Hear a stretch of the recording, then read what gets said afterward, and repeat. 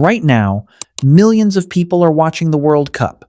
Stadiums packed, flags waving, players celebrated like gods. But 3,000 years ago, there was a ball game that made the modern World Cup look like a friendly kickabout. The stadium existed, the ball existed, the teams existed, the crowd existed.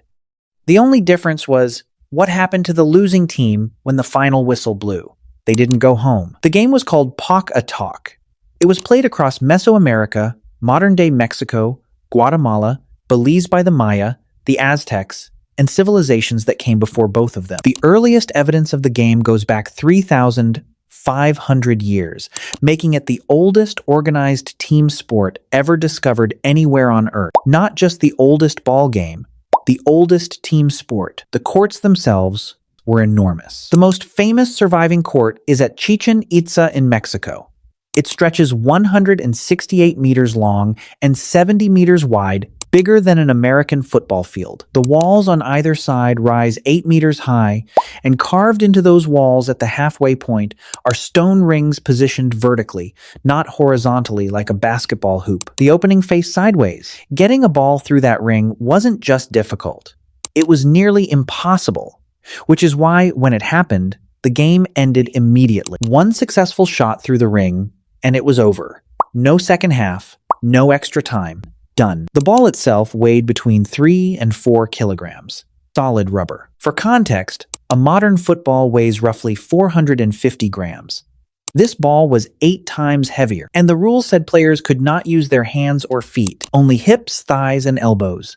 Imagine trying to control a 4-kilogram rubber boulder with only your hip. Now, imagine doing it while trying to pass it through a vertical stone ring mounted 8 meters above the ground. The bruising alone from a single game was reportedly severe enough to leave players unable to walk properly for days. Now, here is where historians still debate the most disturbing part. For decades, the popular version of this story said the losers were sacrificed after the game, walked off the court, and straight to the altar. But more recent research has complicated that. Some archaeologists now argue it was actually the winners who were sacrificed, not the losers. The logic being that being chosen to give your life to the gods was considered the highest possible honor. Dying in the game's ritual context meant going directly to a paradise afterlife. Losing just meant going home in shame. There are carvings on the walls at Chichen Itza showing a decapitation scene. The figure being decapitated is believed to be the captain of one of the teams. Which team's captain, the winner or the loser, is still argued over by researchers today. What everyone agrees on is this: the game ended in human sacrifice. The only question is which side considered it an honor. The game wasn't just sport. It was a direct reenactment of a story from the Maya creation myth called the Popol Vuh. In that story, 2 hero twins are summoned to the underworld to play a ball game against the Lords of Death. They win. Through winning, they defeat death itself and create the conditions for human life to exist. Every game of Pok-a-Tok was a live performance of that myth. The court represented the underworld. The ball represented the sun moving across the sky. The players weren't athletes competing for a trophy. They were ritual participants holding the cosmos together. Losing wasn't just losing. It meant the sun might not rise tomorrow.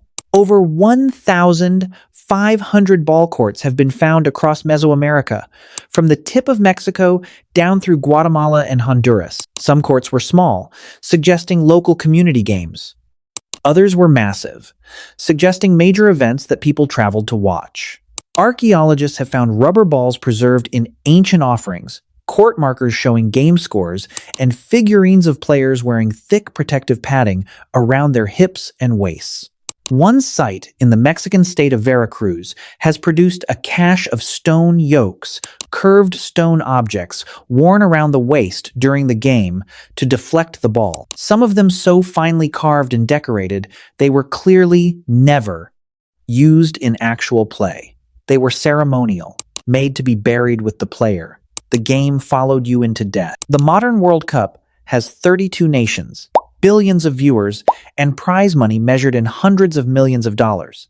The players are paid fortunes. The losers fly home disappointed but alive, and the winners lift a trophy and celebrate for weeks. Pok-a-Tok had none of that cushioning. No prize money, no second chance tournament, no retirement plan, just a stone court, A rubber ball heavier than anything a modern goalkeeper has ever handled. And a crowd that understood that what they were watching wasn't entertainment. It was a negotiation with the universe. We still pack stadiums to watch a ball move between two teams. We still stop everything when a major tournament begins. We still feel something close to religious when our team wins or loses.